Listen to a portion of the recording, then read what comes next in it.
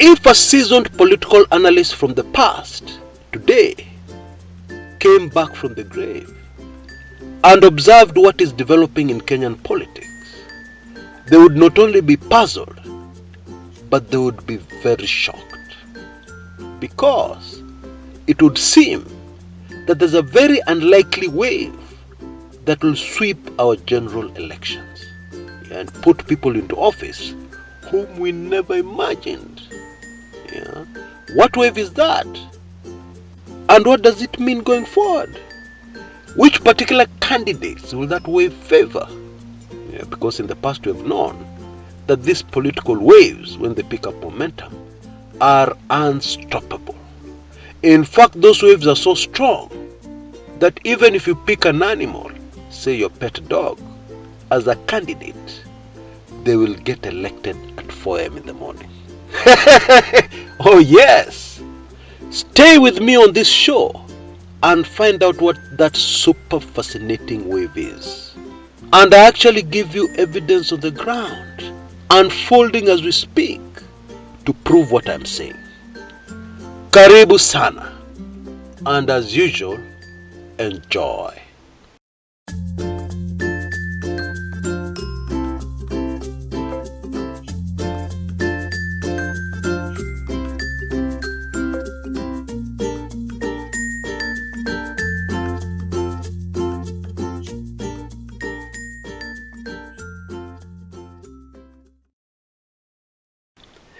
Every politician right now, every single politician you can think of, vying for any seat right now, is very alert, looking for something called a political wave.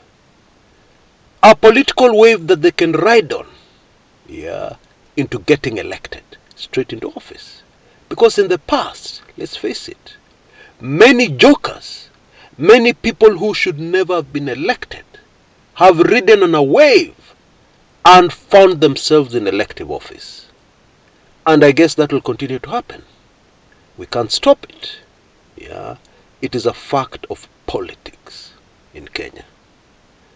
But the super interesting thing here is that we can already identify a wave that is coming very fast, building momentum, that will carry many candidates into office.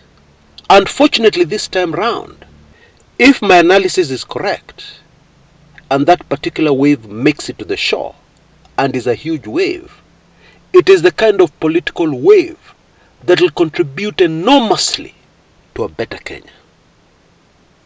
Now, many months ago on this channel, I made a prediction that at the time seemed very unlikely. I said that the 2022 elections are going to be about the character of a man or the character of a woman. I'm sure regulars remember that. Now, anybody who listened to that prediction and who understands Kenyan politics would have laughed and said, what is Chris Kumekucha smoking? That can never happen. Past voting patterns in Kenya prove that integrity and the character of a candidate are irrelevant to the Kenyan voter. But folks, this time round, something has happened. And something is still happening. And it seems that this prediction I made many months ago will actually come to pass. But let me tell you a story first to illustrate where we have come from and how true it is that the Kenyan voter has no regard or had no regard for the character of the person they voting into office. Indeed, there is evidence to suggest that Kenyan voters preferred the bad boy. The bad boy in Kenyan politics was always very popular. That man linked to so many corruption scandals. He was distributed some of that money to the ordinary person. That ladies' man who sleeps around. Those have always been very popular candidates. We know that in other countries, those particular aspects in a character would finish them politically. Not so in Kenya. But let me just tell you this small story. In the 1980s, my late political lecturer got involved in an election campaign for the Kangundo parliamentary seat, where his close buddy and longtime friend, Jackson Kimeu Mlinge, who was a retired general, actually a man who had headed our military for many years and had recently retired and gone into politics.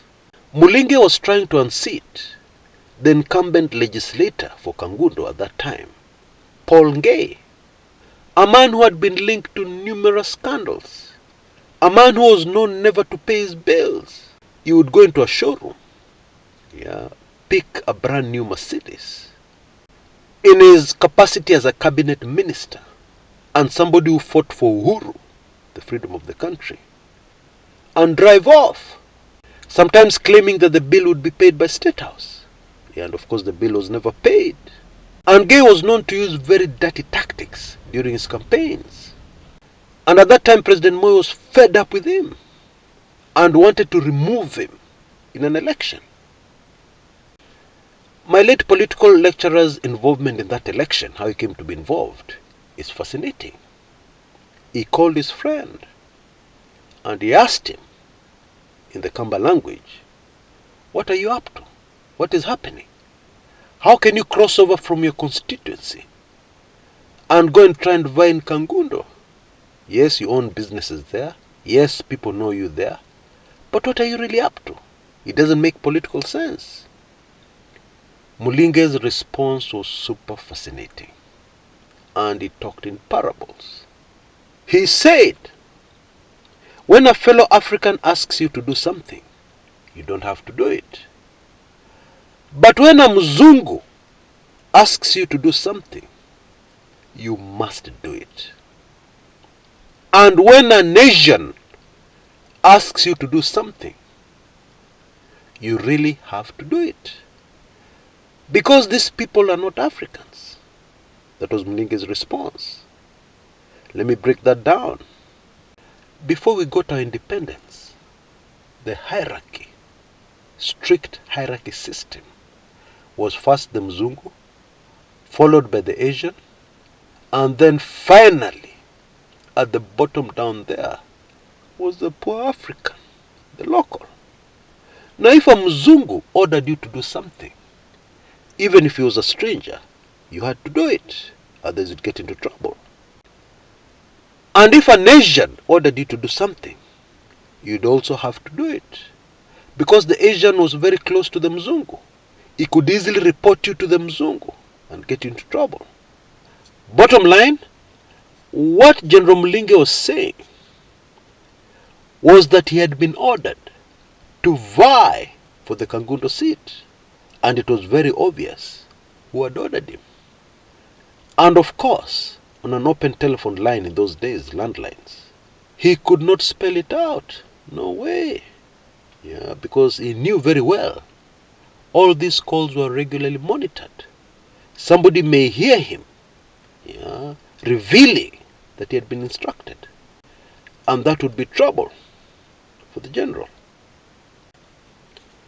And so my late political lecturer joined his campaign team, and they hit the ground running, and they campaigned. And because Paul Ngei had done virtually nothing in Kangundo constituency, they gained a lot of ground. It looked like they would get a lot of voters on their side. But in the end, Paul Ngei ended up retaining his seat. He created the perception that he was being fought by very powerful people who wanted to finish him. And therefore he appealed to his constituents to save him. And he won, narrowly, but he won, based on the sympathy vote. Now that year, I believe it was the 1988 general elections, that year, all cabinet ministers were being sworn in at Uhuru Park. And so, it went on quietly. cabinet minister after cabinet minister came to the microphone, held up the Holy Bible, and was sworn into office. But the super interesting thing unfolded when Paul Gay stepped up to the podium, and took up the Bible to be sworn in. There were wild cheers right across Uhuru Park. Ndume, Jogo! People cheered him. People were cheering a man whose character was known very well, who was known not to be a man of integrity. Voters ignored their own long-term good and cheered on the bad boy who had defeated the system. That's a Kenyan voter for you. Anyway, this time round things seem to have changed and are continuing to change. I believe part of the reason are the hardships Kenyans are passing through right now. And many voters have realized that the person they elect contributes enormously to their quality of life. Corruption and corruption allegations is a topic that used to bore most Kenyan voters to tears. They were not interested. But now it seems many Kenyans have realized the damage corruption has done to their quality of life. Many voters have seen with their own eyes how when somebody pockets money meant for a project like a dam to bring them water, to bring water to the children of God, they end up suffering. People have seen that. Women voters who are the majority seem to be realizing that they can vote for that handsome man. They can vote for that man who excites them. But at the end of the day, they suffer the consequences because of that person's record on matters integrity. Circumstances and various factors have conspired to bring us to this very unlikely situation. To anybody who understands Kenyan politics. And so it would seem that this wave, the integrity wave, is set to sweep very many unlikely candidates into office. But this wave has also come with something else, which is super fascinating. Let me illustrate this very interesting development with what is actually happening on the ground. In Trans Nzoia, there is a candidate for governor who has excited a lot of people. Former Rift Valley Regional Commissioner, George Natembeya, who's vying on a Democratic Action Party ticket, DAP Kenya. He has picked a former banker as his running mate for deputy governor. The name of this candidate is Philomena Binea Kapkori, a woman. In Nakuru, incumbent governor Lee Kinyanjui has dropped his deputy, a man called Dr. Eric Korir, and his running mate now for the upcoming gubernatorial race is called Miss Francesca Kamuren, a woman.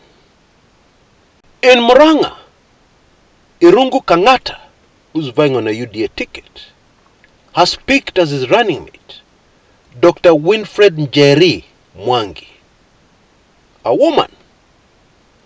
Jubilee's Jamlek Kamau has picked as his running mate Dr. Naomi Kagone, a woman.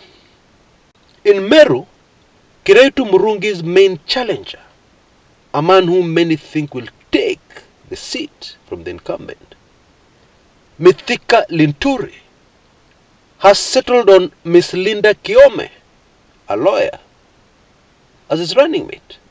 She's a woman. In Kwale, the current speaker, Sami Rua, who's vying for the governorship, has picked a very young lady. Her name is Zainab Hassan Mwalupa, a gorgeous Digo woman. In Taita Taveta, Governor Granton Samboja has dropped his deputy, Majola Mlangui, and replaced him with a brand new running mate. Yes, you've guessed it, a woman. Her name is Priscilla Mwangeka. She's a former Voi mayor. In Kakamega County, ANC candidate Senator Cleophas Malala has picked Dr. Beatrice Inyangala as his running mate, a woman. And I can go on and on and on. Now, I've heard some people saying that this wave of women candidates playing a key role in somebody trying to get elected started after Raila Odinga picked Martha Karua as his running mate. I don't agree. I believe this particular wave started a long time ago, and it has been building up, and it was simmering. But when Raila Odinga made his appointment of Karua, it exploded.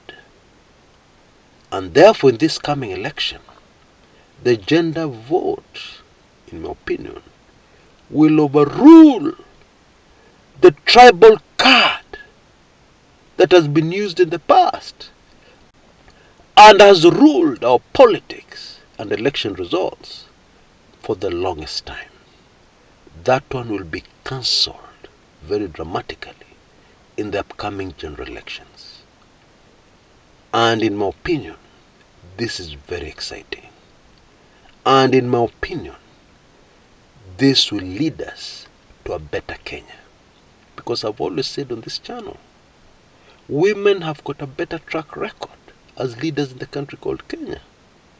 Women have got a better integrity record as far as leadership is concerned in the country called Kenya.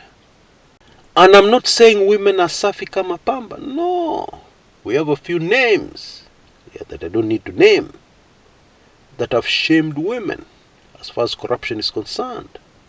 But these are very few. I can only think of two major ones.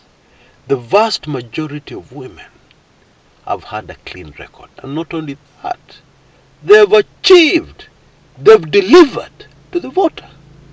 Women are less likely to renege on their campaign promises in Kenyan politics. That is what the past clearly tells us. And it would seem that this wave will sweep right across the country and even impact the presidential race in a major way. So that whoever wins the presidential elections on August 9th will win by a landslide. This is even further evidence to prove this particular fact, which I believe I've mentioned before on this channel. It means that even a candidate vying for member of parliament who is a man will have to be careful, will have to do everything in their power to ensure that he rides on this wave, captures the woman vote. And maybe one way of doing that is by hitting the campaign trail with your dear wife. But let's wait and see what happens. But at the moment, and from where I sit, this is what I see developing. This is the wave, integrity and the power of a woman. This is the wave that will rule the 2022 general elections in Kenya. Until next time, this is Kshs. Kumekucha.